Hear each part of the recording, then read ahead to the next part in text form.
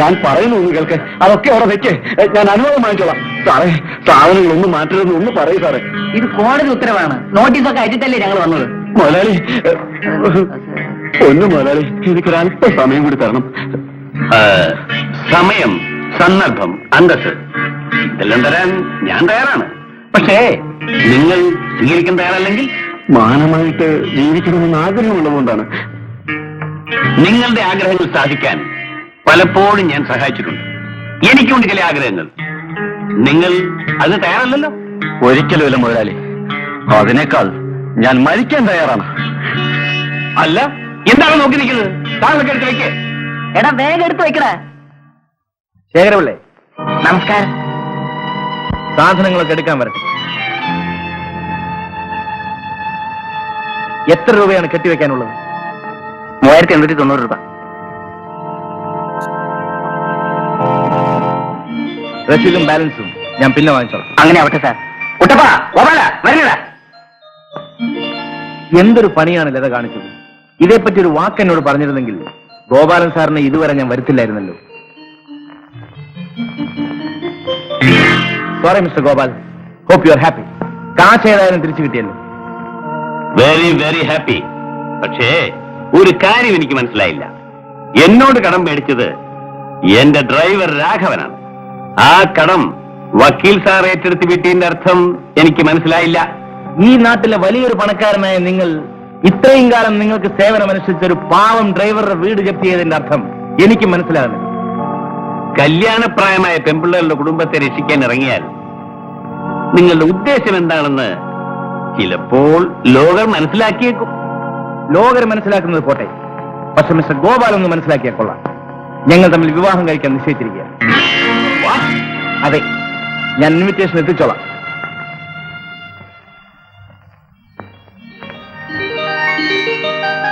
വക്കീൽ സാർ എന്താണ് ഈ പറഞ്ഞതെന്ന് എനിക്കൊന്നും മനസ്സിലാകുന്നില്ല. ഞാൻ നേരത്തെ വന്ന് കാര്യങ്ങൾ പറഞ്ഞ് മനസ്സിലാക്കാത്തതിൽ എന്നോട് ക്ഷമിക്കണം. വിരോധമില്ലെങ്കിൽ ലതയെ എന്റെ ഭാര്യയെ സ്വീകരിക്കാൻ ഞാൻ തയ്യാറാണ്.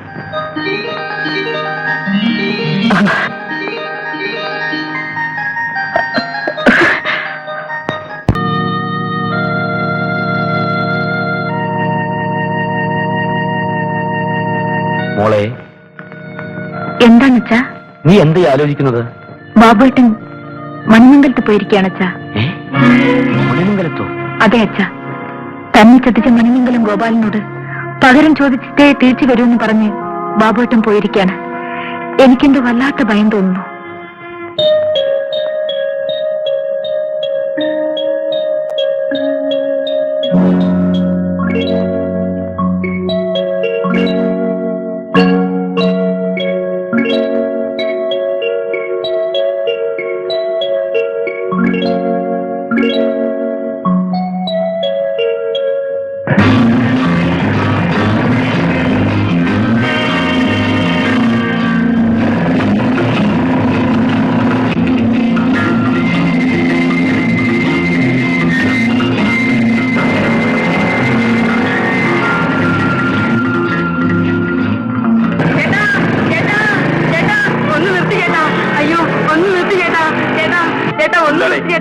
അമ്മാന്റെ ചേച്ചിയെ പിടിച്ചോണ്ട് ചേട്ടാ. അതെ ചേട്ടാ, ഞങ്ങളെ രക്ഷിക്കണം ചേട്ടാ. രക്ഷിക്കാനോ? അമ്മാരിൽ ഒരുപാട് തല്ലി. എന്നിട്ട് ഞാൻ ഓടി വന്നതാ. എന്നിട്ട് ചേച്ചി എവിടെ? വരൂ, ഞാൻ കാണിച്ചു തരാം.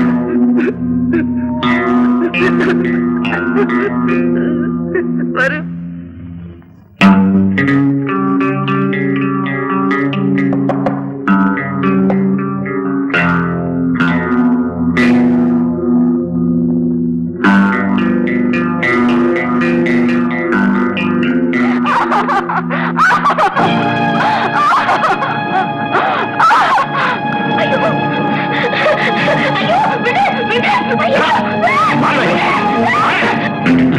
ശാബാഷ്, നീട്ടകൻ.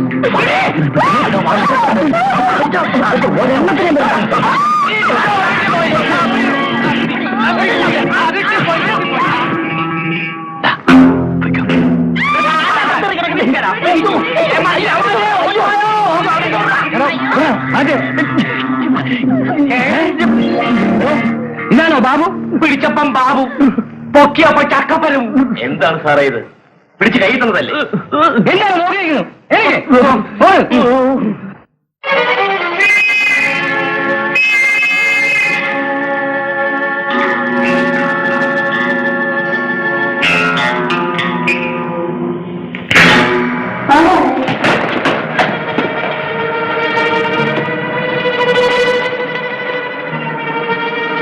ആരാവിടെ ഒളിച്ചു നിൽക്കുന്നത്?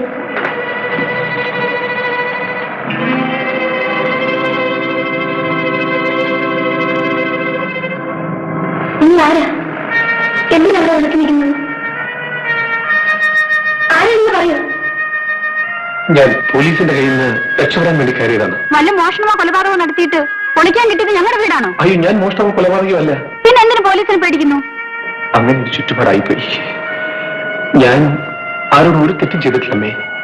ദേവി ഇത് എന്നെ കുറച്ച് സമയം നിൽക്കാൻ ഞാൻ ഒരിക്കലും. വേണ്ടമ്മേ, ചേട്ടൻ അറിഞ്ഞാൽ നമ്മൾ എന്ത് മറുപടി പറയും? ശിക്ഷ അറിയിക്കാത്തവർ തന്നെ ശിക്ഷിക്കണമെന്നുണ്ടെങ്കിൽ അമ്മ എന്നെ പോലീസിൽ ഏൽപ്പിച്ചുള്ളൂ. അമ്മയുടെ സ്വന്തം മാനപ്പിലെ കരുതി എന്നെ വിശ്വസിക്കണം. ഞാനൊരു തെറ്റും ചെയ്തിട്ടില്ല. ദേവി തന്നെ വിശ്വസിക്കൂല്ലേ? ഞാൻ നിരപരാധിയാണ്. ഞാൻ കള്ളിയല്ല, ഞാൻ മോഷ്ടിച്ചില്ല. അമ്മേ, പോലീസുകാർ ഇങ്ങോട്ട് വരുന്നുണ്ട്. ഇങ്ങോട്ട് വന്നു.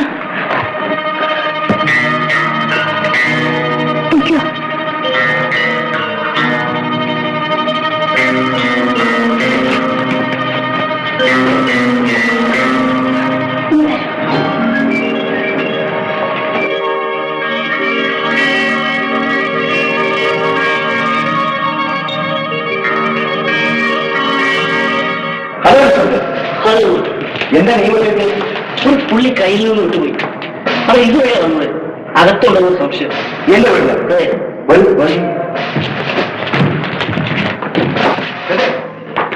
ഇവിടെ ആരും ഓടിക്കുന്നതെന്ന് പറയുന്നു. നിങ്ങൾ ആരെങ്കിലും കണ്ടോ? ഇങ്ങോട്ട് ആരും വന്നില്ലല്ലോ. വിളിച്ചേട്ടെ, ഇവിടെ മുകളിലേക്ക് പോകും. ഇറങ്ങണം. നിങ്ങൾ താഴെയുള്ള റൂമിലേക്ക്.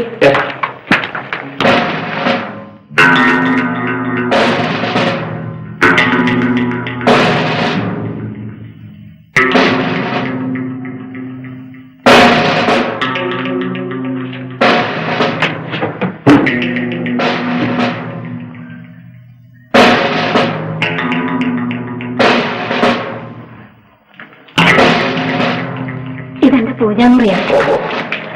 അപ്പൊ അതിനകത്ത് ആരും ഇല്ലായിരിക്കുമല്ലോ. എന്റെ അയ്യപ്പ മാത്രമേ ഉള്ളൂ. അയാളെ അതിനകത്തിരിക്കുന്നു. അയ്യോ, അയ്യപ്പൻ. അയ്യോ, തെറ്റിപ്പോയി. അയ്യപ്പോ, ആവശ്യം.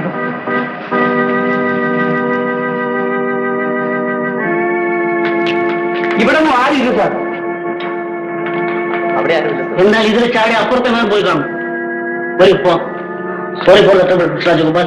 അങ്ങനെയൊന്നുമില്ല. കണ്ടുപിടിച്ചിരുന്നെങ്കിൽ അതിന്റെ ക്രെഡിറ്റ് എനിക്കൂടെ കിട്ടിയത്. Thank U.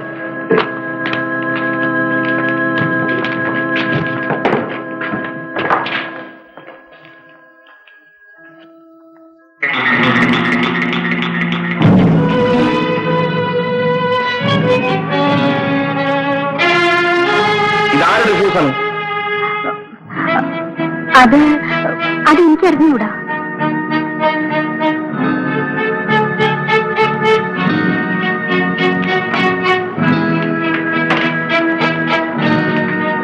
അപ്പോ അവൻ ഇവിടെ തന്നെ ഉണ്ട്. അത് നിങ്ങളുടെ അറിവോട് കൂടി. എവിടെയാണെന്നാണ് ചോദിച്ചത്?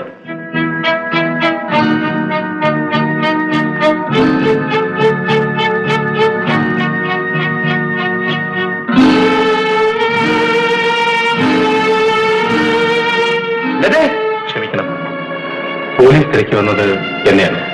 ഒരു കുറ്റവാളിക്ക് അഭയം കൊടുക്കുന്നത് നിയമവിരുദ്ധമാണെന്ന് എനിക്ക് അറിഞ്ഞൂടെ? താൻ ഒരു തെറ്റും ചെയ്തിട്ടില്ലെന്ന് സത്യം ചെയ്ത് പറഞ്ഞതുകൊണ്ടാണ് ഞാൻ അയാളെ. തെറ്റ് ചെയ്തവരാരെങ്കിലും താനാണ് തെറ്റ് ചെയ്തതെന്ന് വിളിച്ചു പറയാം. ഒരു കുറ്റവാളിക്ക് എന്റെ വീട്ടിൽ അഭയം നൽകിയാൽ എന്തെങ്കിലും എന്താകുമെന്ന് ആലോചിച്ചിട്ടുണ്ട്? വക്കീൽ സാർ വിഷമിക്കണ്ട. ഞാൻ കാരണം നിങ്ങൾക്കൊരു പേരുദോഷം വരില്ല. എനിക്കൊന്നും കേൾക്കണ്ട. നിങ്ങൾ ഉടനെ തന്നെ പോലീസിൽ സറണ്ടർ ചെയ്യണം. ഫോൺ ചെയ്യാൻ പറ്റേ. ജയിലല്ല, തൂക്കുമരത്തിൽ കയറാൻ പോലും ഭയമുള്ളവനല്ല ഞാൻ. കാരണം എനിക്ക് വേണ്ടി കരയാൻ ഈ ഭൂമിയിൽ ആരുമില്ല. പക്ഷെ മരിക്കുന്നതിന് മുൻപ് എന്റെ അമ്മ എനിക്കൊന്ന് കാണണം. ലോകത്തിൽ എവിടെയാണെങ്കിലും അവരെ ഞാൻ തേടി കണ്ടുപിടിക്കും. എന്റെ ജീവിത ലക്ഷ്യം അതൊന്നു മാത്രമാണ്. അമ്മയില്ലാത്ത ദുഃഖം എത്രമാത്രം അനുഭവിച്ചിട്ടുണ്ടെന്ന് കുഞ്ഞിനെ എന്നോട് പറഞ്ഞിട്ടില്ലേ, ഇക്കാര്യത്തിൽ നിങ്ങൾ രണ്ടുപേരും ഇപ്പൊ തുല്യ ദുഃഖിതരാണ്. അയാളെ വിട്ടേക്കോ, അയാൾ പൊയ്ക്കോട്ടെ. സന്തോഷത്തിലും സമൃദ്ധിയിലും കഴിഞ്ഞിരുന്ന ഒരു കുടുംബത്തെ ഒരു ദ്രോഹി ചിഹ്നഭിന്നമാക്കിക്കൾ.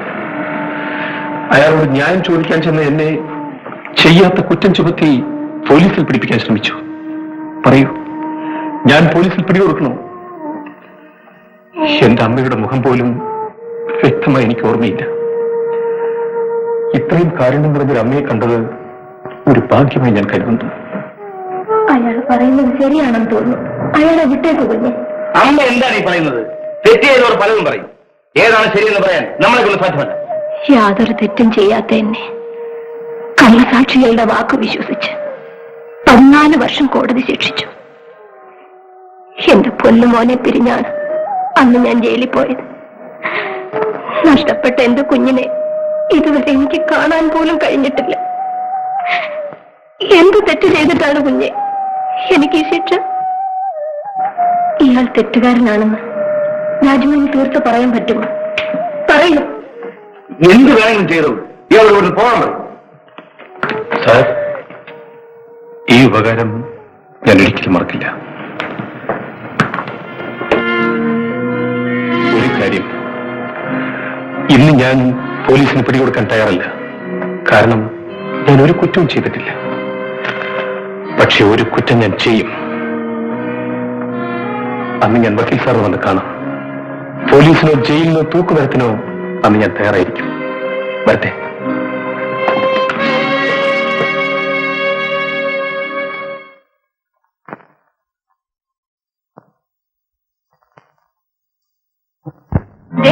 എന്റെ അച്ഛനെ കുറിച്ച് അനാവശ്യം പറഞ്ഞാലുണ്ടല്ലോ. പുറത്ത് ആളുകൾ അങ്ങനെ സംസാരിക്കുന്നു പറഞ്ഞപ്പം ഇവൾ എന്നോട് ദേഷ്യപ്പെടുക. ശാന്തി, ഇവൾ എന്താ ഈ പറയുന്നത്? വേണ്ട വേണ്ട, നീ എന്നോട് പിണങ്ങണ്ട. ഇല്ല, പിണങ്ങൂല. അങ്ങനെ വല്ലതുണ്ടെങ്കിൽ ഞാൻ കൂടി അറിയണ്ടേ? പറയൂ. അവിടെ എങ്ങാണ്ട് ഒരു കുടിലിൽ നിന്റെ അച്ഛൻ ഒരു സ്ത്രീയെ കൊണ്ട് താമസിപ്പിച്ചിരിക്കുന്നു. എന്റെ അച്ഛനോ? നേരാണോ? നമുക്ക് പോവാം. ഞങ്ങൾ പോകുന്നു. എന്താ സുശീലേ? അച്ഛൻ ആഹാരം കഴിക്കാൻ പോലും ഇങ്ങോട്ട് വരാറില്ല. ഇപ്പോഴാണ് അതിന്റെ കാരണം എന്താണെന്ന് എനിക്ക് മനസ്സിലായത്. എന്താ കാര്യം? ആരോ ഒരു സ്ത്രീയെ അവിടെ കണ്ടുകൊണ്ട് താമസിപ്പിച്ചിരിക്കുന്നു. വല്ലവരും വല്ലതും പറയുന്നത് കേട്ട്? ഇല്ല, സത്യം എന്താണെന്ന് എനിക്കറിയണം. അത്രയല്ലേ ഉള്ളൂ. നമുക്ക് അന്വേഷിച്ച് വേണ്ടത് ചെയ്യാം.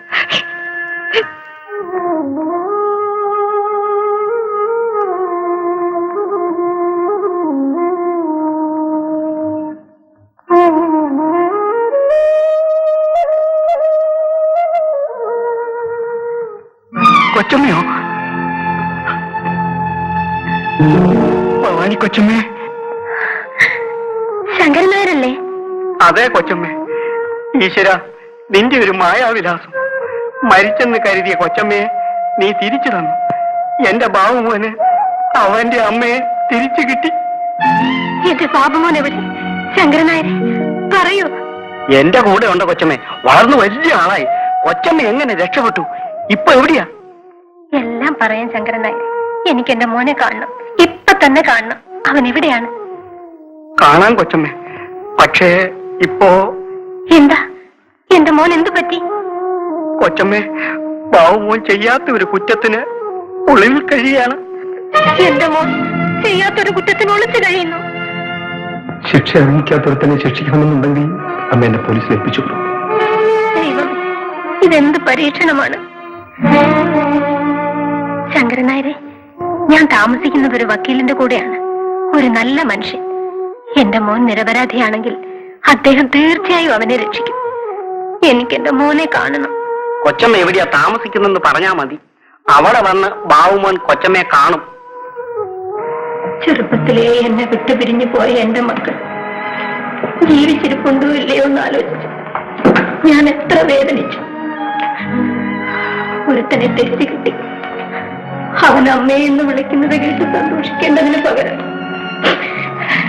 ഹൃദയം പൊട്ടി കരയേണ്ടി വന്നിരിക്കുന്നു. അമ്മയുടെ കഥ കേട്ടിട്ട് ഈ ലോകത്ത് ഒരു സ്ത്രീയും ഇത്രയും ദുരിതം അനുഭവിച്ചിട്ടാണെന്ന് തോന്നുന്നില്ല. അവരുടെ മോനെ രക്ഷിക്കേണ്ടത് നമ്മുടെ കടമയാണ്. അന്ന് എന്റെ നെറ്റിയിൽ മുറിവേറ്റപ്പോ കുഞ്ഞിനെന്നോട് സഹതാപം തോന്നി. ഇന്നെന്റെ ഹൃദയത്തിലാണ് മുറിവേറ്റിരിക്കുന്നത്. എന്തുകൊണ്ട് കുഞ്ഞിനത് മനസ്സിലാക്കാൻ കഴിയുന്നില്ല? ഒരു കാര്യം സത്യമാണ്, എന്റെ മോൻ എന്തെങ്കിലും സംഭവിച്ചിട്ടുണ്ടെങ്കിൽ ഞാൻ ജീവിച്ചിരിക്കില്ല. ബാബുവിനെ നേരിട്ട് കണ്ട് സംസാരിച്ചാൽ ഒരു പക്ഷേ അയാളെ രക്ഷിക്കാൻ കഴിയില്ലേ? എനിക്കിന്നു മുതൽ ആർക്കു വേണ്ടിയും വാദിക്കാൻ കഴിയില്ല. എന്താണ് ഈ പറയുന്നതിന്റെ അർത്ഥം? വാദിക്കാൻ കഴിയില്ലെന്നോ? അതെ, നാളെ മുതൽ ഞാൻ കോടതിയിൽ പോകുന്നത് ഒരു വക്കീലായിട്ടല്ല, എന്നെ ഒരു ജഡ്ജായി നിയമിച്ചിരിക്കുക. അപ്പൊ എന്റെ മോൻ നിയമത്തിന്റെ കൈകളിൽ.